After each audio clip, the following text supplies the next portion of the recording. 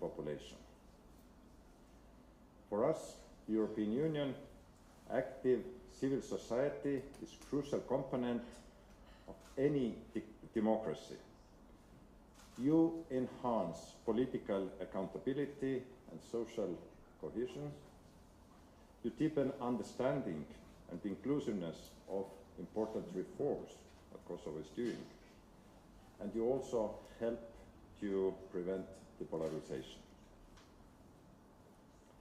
You're also a very important partner for the Kosovo European Union accession process. You are pulse of society because you see and hear the things what politicians or other stakeholders don't necessarily consider important or don't want to highlight. And I believe that Kosovo is very happy to have all of you. I'm aware about the surprising decision by the United States administration to pause much appreciated or much needed aid for Kosovo, but also in other places in the world. So there is a huge impact on Kosovo NGOs in this regard. But this decision brought also to our attention another long-term issue or problem: NGOs' dependency of donors. I hope very much that this challenge will be addressed with the forthcoming government strategy for cooperation with civil societies 2025 until 2029. From our European Union perspective, I would like to reiterate that your work remains very, very important for us, for Kosovo's European future, and for Kosovo's democracy. The European Union is the largest Kosovo trading partner, investor, and provider of financial assistance. And the European Union continues to support Kosovo's integration process with the European Union. So for this reason, also the growth plan of the European Union for the Western Balkan countries was designed. Kosovo will have possibility to benefit from it 880 million euros, and this big number, but this is meant to reform the country, and your role here is remarkable. So it's important to mention here that the growth plan foresees also the consultation mechanism with civil society organizations, and I hope very much that all of you will use it in a maximum possible way. So that I wish all the best for you. I wish all of you very good cooperation with us, and I wish you also very good conversation today. Thank you very much.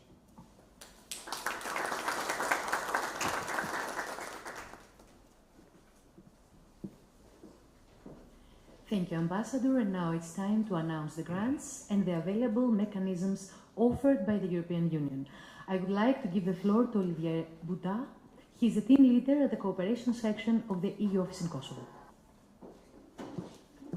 Thank you, Jonna. Good morning, Ambassador. As the Ambassador said in his introductory words, we have invited today the 20 lead organizations that received a grant from the European Union in 2024. Let me first underline that 18 of these contracts have been signed with Kosovo organizations, including 3 in the media sector. This is quite remarkable. It demonstrates the capacity of Kosovo civil society and media organizations to respond to our call for proposal. Our assistance is even more impactful when we know that an additional 17 organizations have partnered in this project, helping us to reach communities at the grassroots level. In December last year, we signed 16 contracts for a bit more than 4.8 million euros through the civil society and media program. Prior to that, in January, we signed 6 contracts for 1.2 million euro through the European Instrument for Democracy and Human Rights. These 2 thematic budget lines are the main instruments through which the European Union directly provides financial assistance to civil society organizations and media in Kosovo. I have also to mention another important mechanism that many of you are aware of. It is the European Endowment Democracy, which is also very active in Kosovo and is largely financed by the European Union. The EED provides smaller grants to organizations, independent media platforms, and individual activists, complementing our support. In 2023 alone, 10 grants were awarded in Kosovo for about €500,000. Coming to mechanism, an important feature of the EU assistance to civil society and media organizations is our toolbox, which basically allows to support any type of activity with any budget, from as low as €1,000 to €1 million and much more, depending on the needs. We usually award so-called action grants, and most of those organizations last year were awarded such a grants.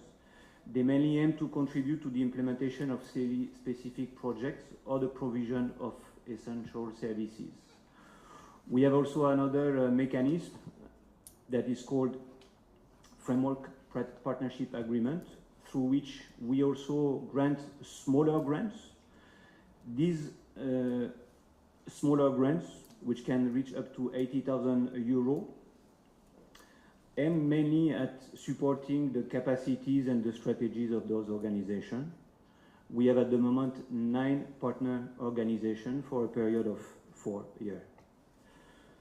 The European Union is a top donor in the sector, and financial assistance will continue to be provided in the years to come. As the ambassador said, we are also looking at the impact of the US decision on the sector. There will be a call for proposal launch this year, but we have been caught by surprise, so there might be some delay in those call for proposal. But we have already committed funds for 2024, 2025, and pledge for 2026, 27. I want to thank you all for coming today, organization, journalists, and media professionals. Thank you very much.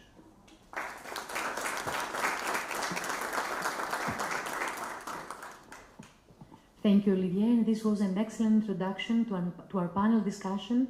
As mentioned both by the EU ambassador and by Olivier, the EU is the #1 donor provider of financial assistance here in Kosovo.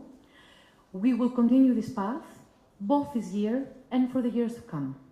And with this in mind, we move on to our panel discussion. I would like to ask Nicole, Dren, and Kreshnik to take their seats here. Please.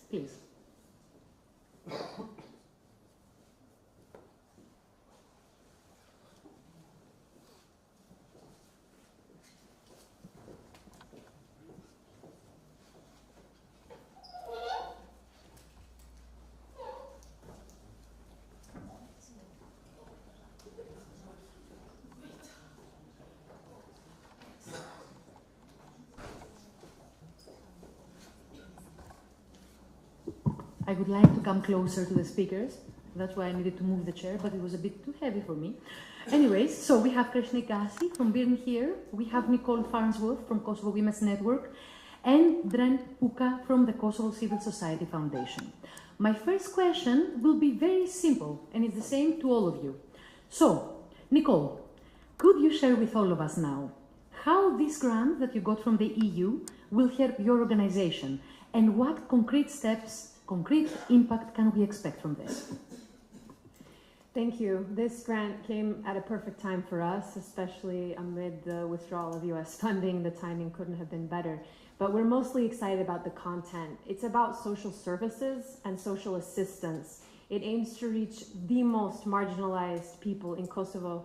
We're working closely with our partner, the Organization of persons with muscular dystrophy and with Ruka-Rutsi in order to raise awareness among people with disabilities about how to access social services, especially after the Ministry of Labor and Social Welfare was closed, merged many different competencies to the Ministry of Justice and Ministry of Finance. There's been a lot of confusion among people. How do they access the services? How do they complain if their rights aren't realized?